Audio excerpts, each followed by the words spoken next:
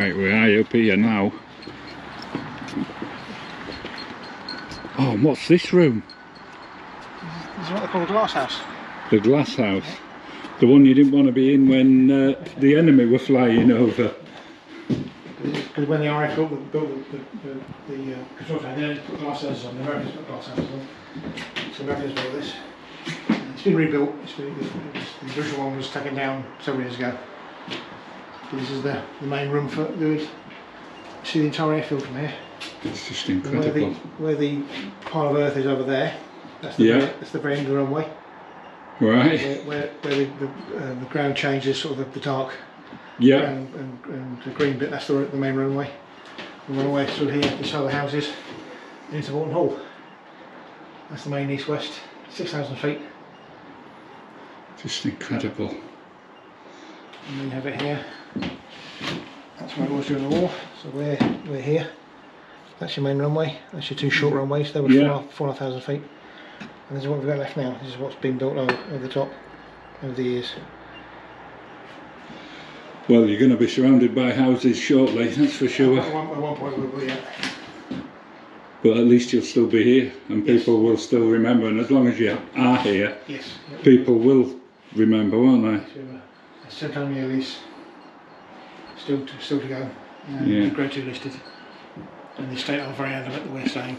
So it's yeah. That's marvellous. Let's get down and just have a quick look round the outside, because I've actually been in the what I would call a naffy, but it wasn't a naffy, was it? No, that's right. No, it was the group radar hut. It was that every mission they would have at least 2 aircraft per bomb group. Yeah. With radar jamming equipment on board, and they would have tracked the German radar systems because the flak batteries were all done by radar. Yeah. Middle part of the war, and they used to have instruments on board to either track or block the flak batteries. Yeah. And they used to send up a guy with the machines in the aircraft in case they found any transmissions that were different. So they adjust the machines for it. Yeah. And it was all down in that one building. Marvellous. Great guy. I mean, it was really a time of invention, wasn't it? Yeah. War is a moment of invention. Yeah. But it was the turning point as well. Oh yes, yeah. Really scuppered the German efforts to. That's right. It's only 40 odd years since the men first flew. Yeah. And it's only less than 10 years before the Aviation flew. Yeah. So it's just a phenomenal. Absolutely incredible. And these guys were, between the ages of 18 and 28, and they were miles from home. Just can't believe it. When I look at 18-year-olds now, and you just think it just makes my heart break. Yeah. It really does. My son's 25. He'd be an old man. Yeah. In here. If he'd have survived. Yeah. If he'd survived. Yeah. That's the thing. Right, let's get down and have a look at these other buildings. Let's look at this left-hand drive. Yeah, no hand signals. Don't know, you tell anybody where you're going. So here we are. Yeah, Graham's taking us off in the Willy. Yeah, we're just going to have a little drive round. If it starts. Oh, listen to that. He says the manifold's blowing a bit. He was worried about the noise, but I don't think it's as loud as Bertie. Oh, it's marvellous, isn't it?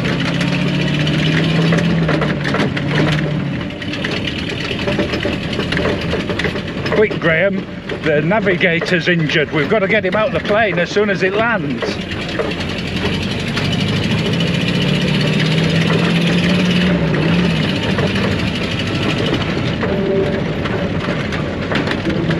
I guess this is the four-wheel version of the Royal Enfield Classic. Excellent. And the flag's still flying.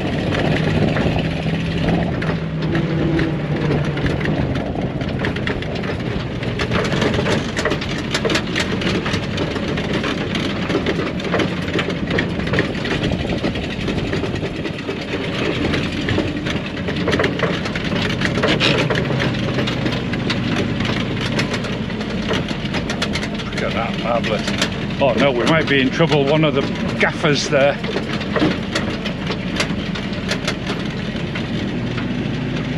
Oh, that's brilliant. Thanks ever so much, Graham. That's excellent, look at that. What a journey. These are just ammo boxes. Yep, that's actually from a captain in the British Army. That's what they've been doing to us. They're all originals. Really? Yep, the 350 cartridge, that's an original ammo box. And is that the actual belt that held them all? There would have been a leather belt inside it, or a cloth belt that held the rounds. Yeah. And just prayed that they never got jammed. Yeah. That's excellent. And these buildings here, were these always here, or have you moved them here? No, two of them were from Stanton. They were moved several years ago, but they're large, and this nut is an original. That's original. Actually, when the house was a private house for many years, and it used as a garage for the residents. But it was actually a hawthorn tree grew up through the middle of it. Oh, crikey! And then when we took it over to the museum, they took the hawthorn tree down, came back a week later, and the building had fallen down. So that's the holding it up. But the original metalwork inside, the hoops, are original. The floors are original. We do most of it because we were a refugee camp for a while just after the war, and also a prisoner of war camp. Yeah. Some German prisoners were here. But then the squatters moved in 1946. Yeah. And then they were moved out, and then the bills were taken down, so the squatters couldn't get back in again. Yeah. And so we lost. It was like good 250, 300 huts. Really? Crikey. They've all gone now. So that's the original one. So would the crew all have slept in these then? Some of the officers would have slept in one. Officer would have had one? But yeah, there have been usually about two crews of officers in each one. The normal silent crews would have been in there with another crew. They'll house about between 12 to 16 crew members in each one. In each one. So we only got 10-man crew at the most. Yeah. So you got about 4 officers usually. So you got 7 or 8 airmen or sergeants, and they would have been slept in one side. Another crew sergeants would have slept on the other side. Yeah. Yeah. But, and then some were billeted in town, some were billeted here. Yeah. The ground crews lived in tents. Yeah. But mainly officers and aircrew. But they were used for everything. These nuts were a multi-purpose tool. Yeah. Offices, storage, the mortuary was one. Crikey. Yeah. Well, now there's a big gun there. I've got to ask. Does that go in that bunker at the front? We do have one to go in there, but the actual floor is the mounting paint. We have one is gone. That's your normal 50 calibre. 50 calibre. That'd go through a tank, wouldn't it? Not quite, no. Not quite a tank, but certainly straight through an aeroplane. Yeah. Oh yes. Yeah. Quite through their aeroplane. So what do you have in these now then? These are display. Oh, is that what is it? Shelter? Yeah, Anderson shelter. Yeah.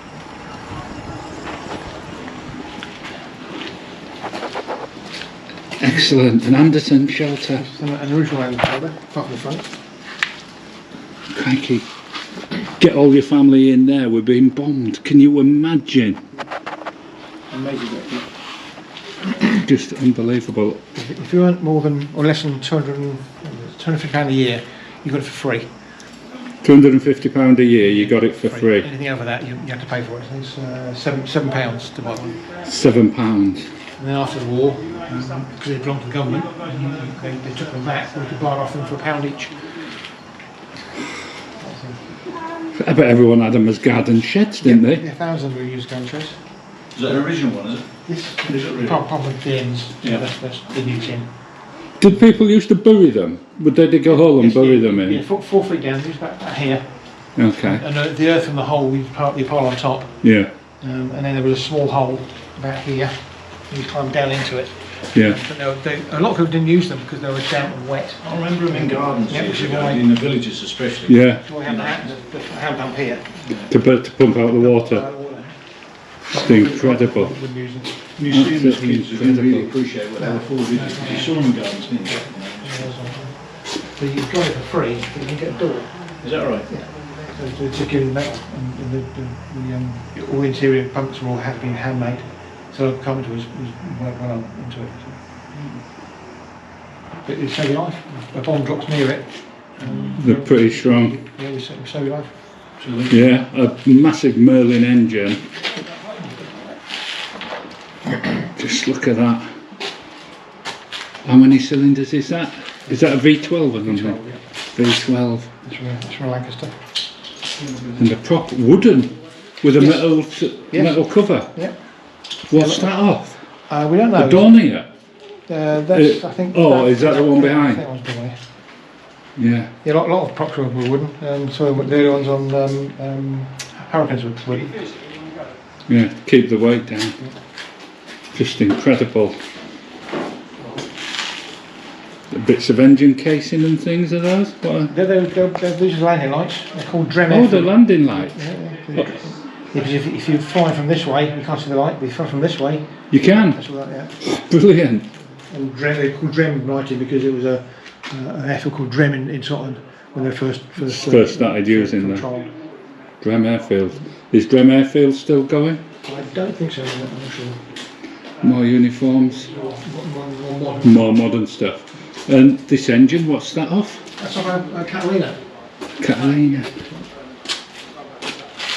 They're given to us by one of the gentlemen who used to work for the Catalina that's out in Duxford. Is it I think it's a road. a Wankel engine? No, it's a normal radial. Okay. Incredible. And models. Oh, I'd have died for as a kid for these. I probably had more than this myself, but yeah. Just incredible. I love it. I love it. I know it was a terrible time, but as a kid, I was obsessed. Oh yeah, yeah. With model soldiers, tanks, battles, digging up aeroplanes, and of course, you're not really old enough to consider the consequences of what was actually happening. You know, you get your little soldier and you go, ah! That's right, yeah. But we used to play, you know, my father was in the Air Force, so we lived on our stations when I was younger. But I was only born 13 years after war finished. Yeah. We play soldiers, you know, in the middle of our outfit. But you know the people around you. Well, it's not PC, we used to call it Japs and Commandos. Oh yeah, that's right, yeah. Yeah, yeah. And a cockpit, what cover, what's that off? Actually from F4 Phantom. Off a Phantom? Phantom, yeah. That's it, really? Look at that, so very modern. Same as that's actually a seat cover for Martin Baker, ejection seat. Yeah. So this is original breakdown kit if you crash on the sea. That's the transmitter you'd use. All these bits and pieces here. Like you've got time to mess about with that. Yeah, or and all your drinking water, still water in it. Did you get a can opener for it? Yes, there was a can opener with it. It's just what they expected, and what actually a lot of them did. Yeah, we are. You just cannot comprehend it. These are all many little German parts. And is this off a navigator's cover then, or something? I think it is. Yeah, it's from the very end of the top of the nose of B-17. It might be. We're not sure because it looks a bit small to us. But, yeah, yeah, just incredible. It's just marvellous. And then this 50 calibre. Is it a rib reduction? You can't afford a real one. No. You'd probably need a licence and all sorts of things. Yeah, if it was a deactivated one, we'd be alright. It moves about quite easy. That surprised me when you picked that up and moved it about. A bit of good engineering. Yeah, yeah. And then in this one,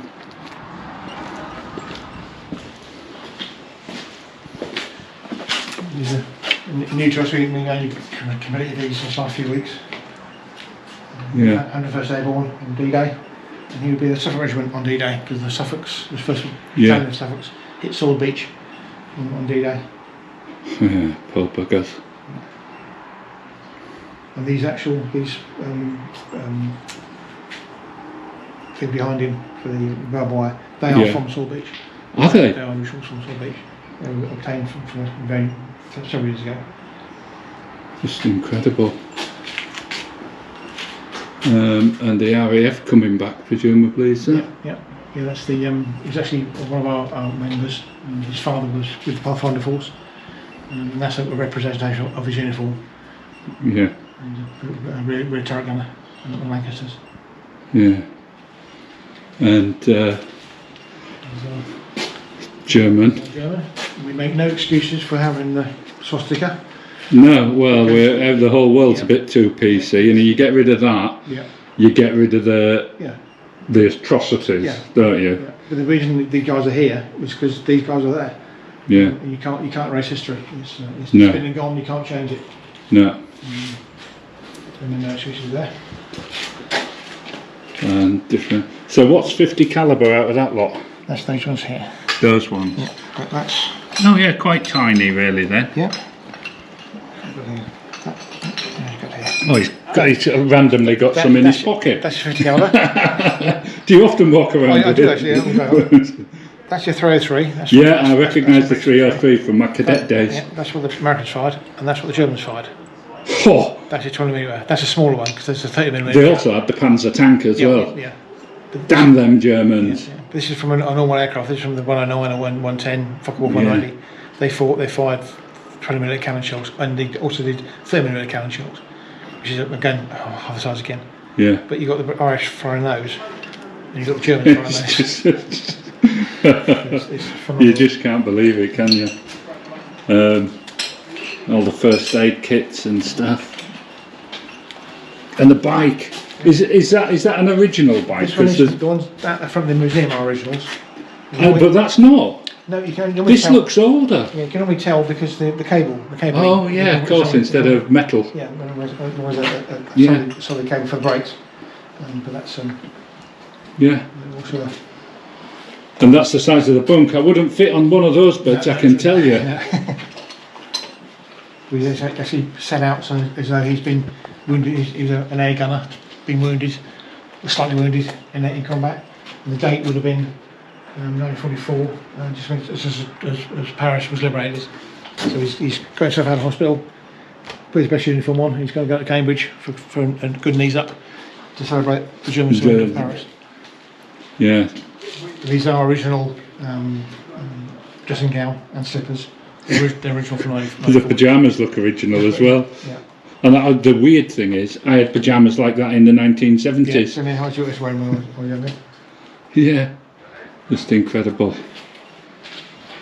Graham, quick question. That's mahogany wood, isn't it? Pipes there for love of you or no, it's just, Blake. Yeah. I was asked earlier on.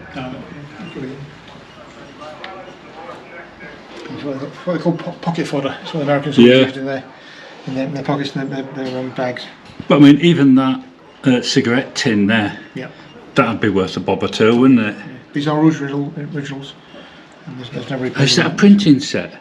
Oh no, shaving set. Shaving set. Yeah. Crikey. And the soap in the background is original soap, and it's still got smell to it. That's it. Carbolic. Yep. Excellent. Excellent. Wow. That's just amazing.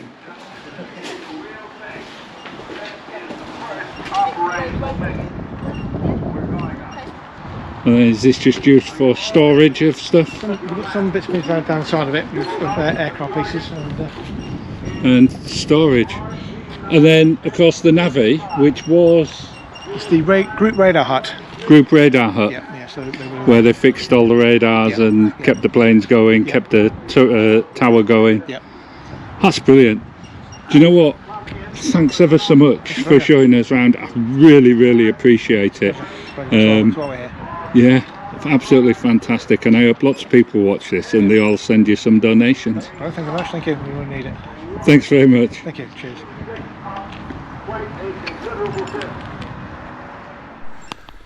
Right. Ignition on. Oh, what a marvellous place. What do you think? Yeah, I hope you've enjoyed the video. What a great bunch of guys and girls. Yeah, keeping the memory alive for so many people. Yeah, people come from America all the time, and that isn't a missile, of course. No, it is a fuel tank. Yeah, a drop fuel tank. Come along.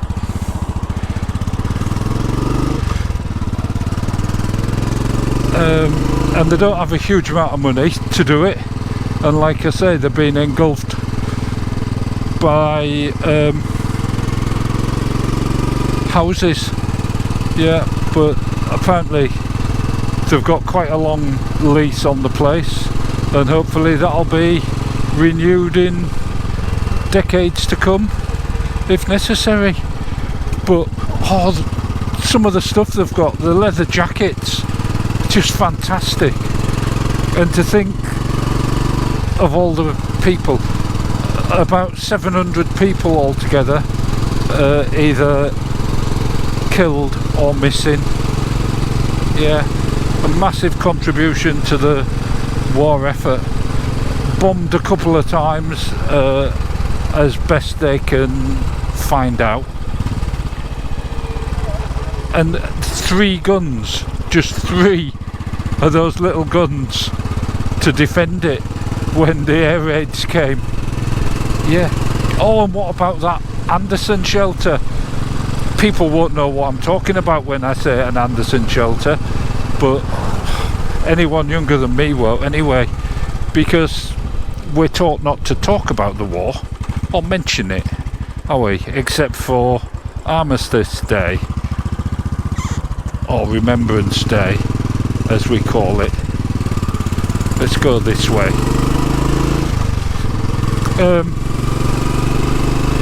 And that's a shame.